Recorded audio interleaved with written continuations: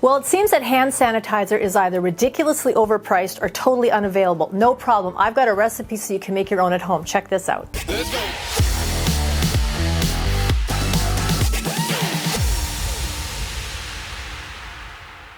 Hi, welcome. Coach Tanya with Criticalbench. And today we're going to talk about how to make your own hand sanitizer.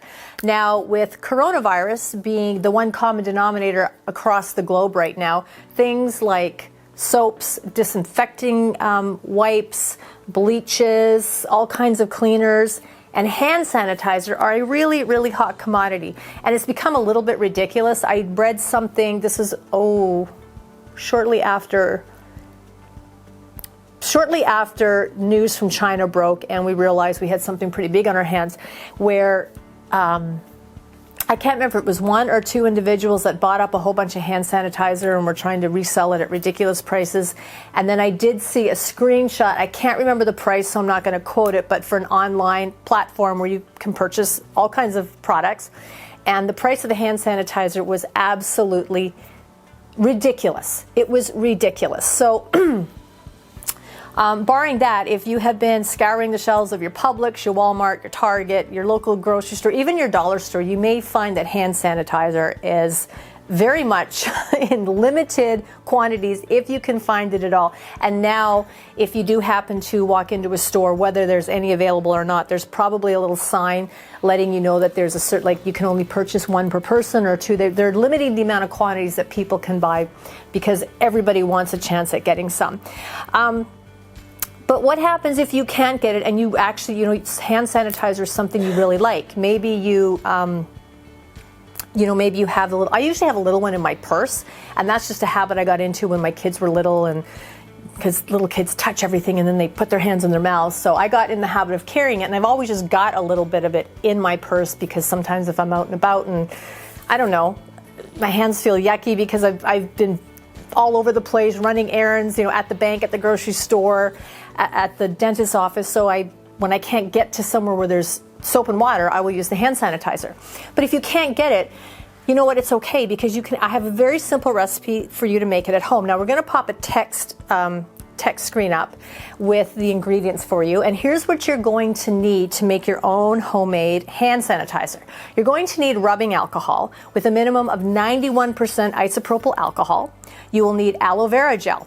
You're going to need a mixing bowl, measuring cups, a spoon, an empty container or containers, and if you want, some essential oils if you like to add your own fragrance.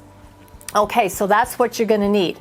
Now, also going to pop up on the screen here the measurements. So what you need is 2/3 for one, I was just about to say one serving, one batch of hand sanitizer, 2/3 of a cup of the rubbing alcohol and 1/3 of a cup of the aloe vera.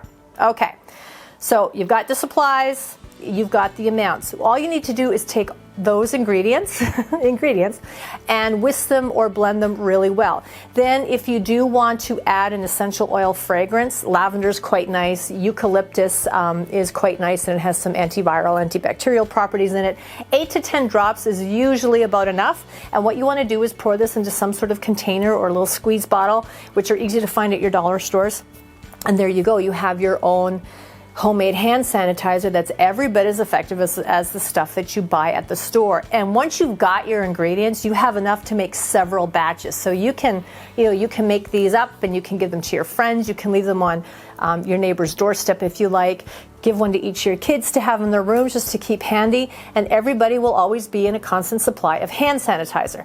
Now, don't forget to also discount that soap is important. And if you're finding it hard to, if you're still finding it hard to get hand sanitizer, if you're finding it hard to get these ingredients, check the pinned comment below for a free soap. Just check that. It'll take you to a link to get some free soap because soap, you can't beat soap, and it doesn't have to be fancy soap. It doesn't have to be special soap. It doesn't need to be liquid or bar or foamy. Just soap in general does the trick to kill most of the viruses and yucky things that get on our hands in a day. So yeah, check that pinned comment below to get your free soap. And I think, yeah, how easy was that?